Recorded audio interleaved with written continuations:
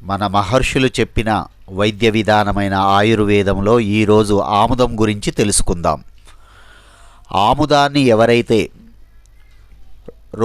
రోజు విడిచి రోజు తలకు మర్దన చేసుకుంటూ ఉంటారో తలలో వేడి తగ్గిపోతుంది, తలలో చుండ్రు తగ్గుతుంది, తల వెంట్రుకలు కుదుళ్ళు గట్టిపడి వెంట్రుకలు బాగా పెరుగుతాయి. ఇదే ఆముదాన్ని రోజు ఒక పావు చెంచా ఆముదం, ఒక 3 చిటికెల సొంటి పొడి కలిపి ఉదయం పరగడుపున తింటూ ఉంటే ఏ రోజుకు ఆ రోజు విరోచనం సాప్ అవుతుంది. అలాగే వాతానికి సంబంధించిన అన్ని రకాల నొప్పులు తగ్గిపోతాయి, జీర్ణ సమస్యలు కూడా తగ్గుతాయి.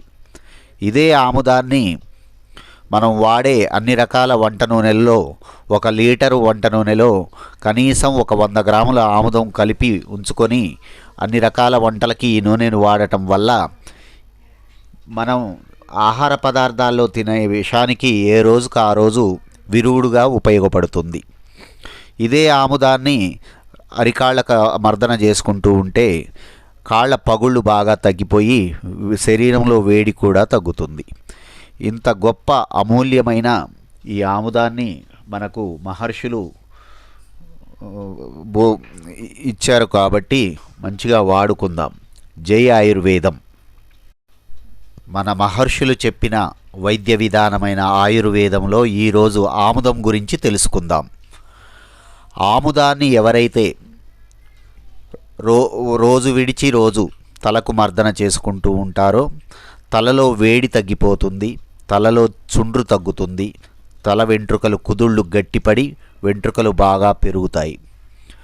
ఇదే ఆముదాన్ని రోజు ఒక పావు చెంచా ఆముదం, ఒక 3 చిటికెల సొంటి పొడి కలిపి ఉదయం పరగడుపున తింటూ ఉంటే ఏ రోజుకు ఆ రోజు విరోచనం సాప్ అవుతుంది.